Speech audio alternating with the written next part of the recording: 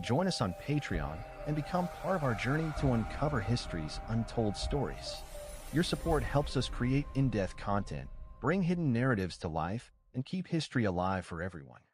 The nights in ancient Ethiopia were filled with silence, the kind of silence where the stars above seemed to whisper secrets to those who dared listen.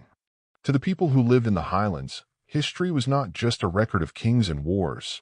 It was also a delicate fabric of unseen battles between forces of good and evil, battles that unfolded in the realm of spirit long before the empires of men were built. Among the fragments of Ethiopia's sacred lore, hidden in old manuscripts and whispered through the traditions of its priests, lies a chilling story of a demon who never came as darkness but instead cloaked itself in light, dazzling humanity with a false glow that promised guidance while leading astray.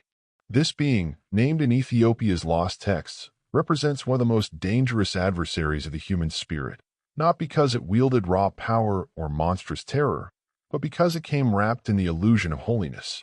When scholars trace the oldest Ethiopian religious writings, they often turn to the Jubilees manuscripts, the sacred texts preserved by the Ethiopian Orthodox Church, one of the world's oldest continuous Christian communities. Ethiopia has long claimed to be a guardian of ancient scripture, with traditions reaching back not only to the Bible as it is known today, but also to works that disappeared elsewhere in the world. Among these, the Book of Enoch holds special significance, a text excluded from most Western Bibles, but preserved in Ethiopia for over a millennium. This book describes angels who fell from heaven, deceived humanity, and brought forbidden knowledge, paving the way for corruption on earth. Yet it was not only Enoch that survived in Ethiopia. Other texts, such as the Book of Jubilees and fragments passed down orally, describe in detail how some of these spirits cloaked themselves in a radiance meant to mimic divine light. The demon in question, known by names rarely spoken aloud in ritual, was said to disguise itself as a bringer of wisdom. Unlike the grotesque forms attributed to evil in later European traditions, Ethiopian accounts often describe the fallen ones as radiant beings, indistinguishable from angels except in their intention. This deceptive figure was sometimes identified with Mastema, a spirit mentioned in the Book of Jubilees, who asked God to retain authority over a portion of the demons so that he might test humanity. But Mastema was not merely a tester, he was a deceiver. Ethiopian tradition paints him as one who could appear as an angel of light, capable of blending into the divine order, only to twist justice into cruelty and freedom into bondage. The danger was not that he looked terrifying, but that he looked holy, a reflection of how temptation rarely comes in forms we easily recognize. The Ethiopian worldview was shaped by centuries of contact with Judaic tradition, early Christianity, and even older Cushitic beliefs that predated Abrahamic religion. For the priests and scribes who copied texts in Guizi by candlelight, light itself was a symbol of divine truth. To imagine that a demon could cloak itself in this very light was more frightening than the thought of monsters in the dark. It suggested that falsehood could stand right beside truth, using the same symbols and rituals, and yet guide entire peoples into destruction. The ancient highlands, with their monasteries carved into rock and their sacred chants echoing across valleys, became the stage for constant vigilance against this kind of spiritual trickery.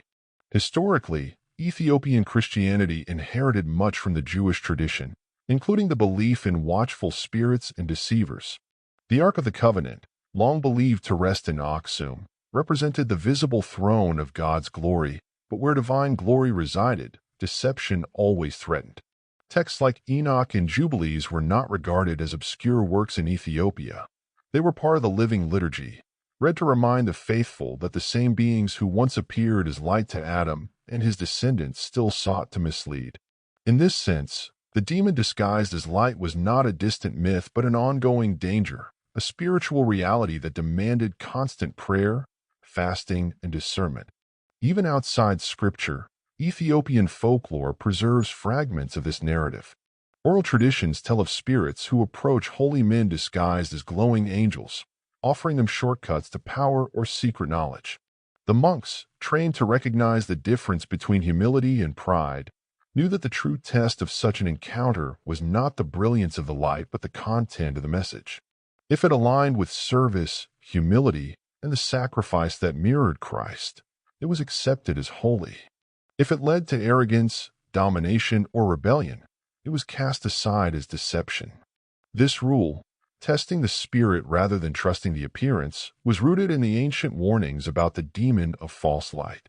From a historical perspective, Ethiopia's preservation of these ideas is extraordinary. When Europe canonized the Bible in the 4th century under Constantine's councils, many apocryphal works were excluded, including Enoch and Jubilees. In most of the Western world, the figure of a demon disguised as light was reduced to a vague metaphor, absorbed into the Christian image of Satan as a tempter. But in Ethiopia, the texts remained intact. This means that Ethiopian manuscripts provide one of the most direct continuations of the ancient worldview of the early Hebrews, unbroken by the Western canon's decisions. When the Apostle Paul wrote in the New Testament that Satan himself transforms into an angel of light, Ethiopian readers could link that directly to their own preserved accounts of Mastema and his radiant deception. It was not simply metaphor but history, events that had been recorded in the lost age of Enoch and preserved in their libraries. What makes this account compelling is its relevance. The Ethiopian warning about the demon disguised as light was never meant for the past alone. It was written as a timeless principle. Evil does not always march under the banner of chaos. Often, it wears the garments of righteousness, promises liberation while demanding chains, and blinds with beauty instead of darkness. This lesson, echoed by centuries of Ethiopian monks, resonates even now. Whether in politics, religion, or society, the warning is the same. Be wary of what shines too brightly, for not all light comes from God. The legacy of these texts is also deeply tied to Ethiopia's identity as a land of resilience. Surrounded by empires that rose and fell, Ethiopia preserved its traditions, resisted colonization, and safeguarded manuscripts that had vanished elsewhere. The story of the demon in light is part of why Ethiopia's religious worldview has such depth, because it reminds its people that true faith is not about spectacle, but about discernment. The libraries of monasteries like Debre Damo and the sacred city of Lalibela are filled with these records, each one a testimony to how memory was preserved against time. The demon's name itself, preserved in fragments of Jubilees and echoed in Ethiopian oral commentary, became both a warning and a riddle. To speak it aloud was to acknowledge the risk of deception, but to forget it was to risk falling blind to its tricks. Unlike other traditions that banished demons to the shadows, Ethiopia's texts taught that the greatest danger was in the shining figure who seemed too good to doubt. The monks who copied these words into parchment with ink made of soot and honey knew that they were not merely preserving stories, but guarding humanity against a timeless adversary. Even today, scholars studying Ethiopian manuscripts marvel at how consistent the theme is. From the Guizi Bible to the apocryphal works, the tension between true light and false light runs like a golden thread. It is as though Ethiopia, perched on the high plateau of Africa, saw itself not just as a keeper of physical relics like the Ark, but also as a keeper of spiritual discernment, warning the world that deception does not come in shadows but often in brilliance. The demon of light, named in these lost texts, is a reminder that history is not merely about kings and battles, but about the unseen struggles that shape civilizations. The true power of Ethiopia's lost texts lies not only in their historical significance, but also in their ability to speak across time.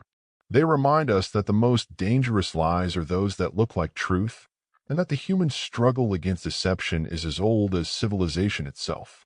The demon that disguises itself as light remains a haunting metaphor, but in Ethiopia, it was never merely a metaphor.